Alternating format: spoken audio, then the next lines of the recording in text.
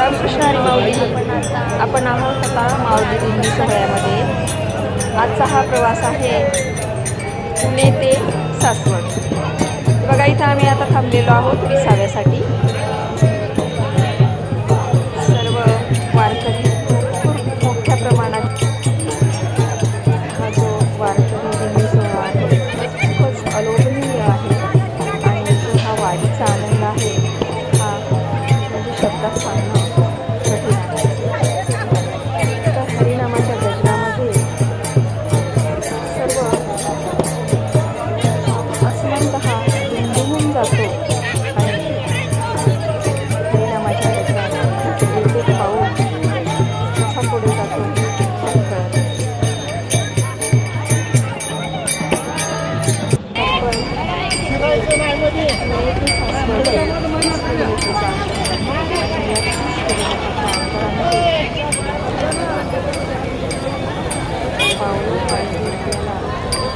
पांडुरंगाची अनुभूती आपण जर विचार केला अंतर चालायचं तर शक्य होणार, परंतु खरंच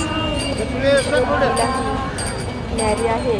आणि त्या पांडुरंगाच्या कृपेनेच वारकरी अगदी किलोमीटरचं अंतर हे पार करतात अगदी आनंदाने.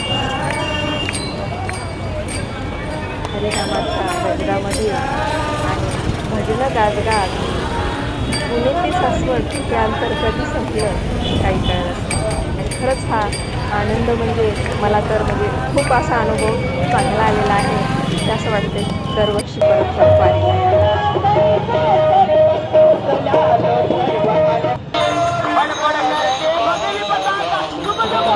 आता आपण आहोत सासवडच्या घाटामध्ये. आणि बघा किती सुंदर अशी पांडुरंगाची मूर्ती आपल्याला दिसते. आणि हे बघा हे मंदिर आहे छोटेसे तुकाराम महाराज. किती सुंदर दिसतात. आणि आम्हाला चालता चालता माऊलीच्या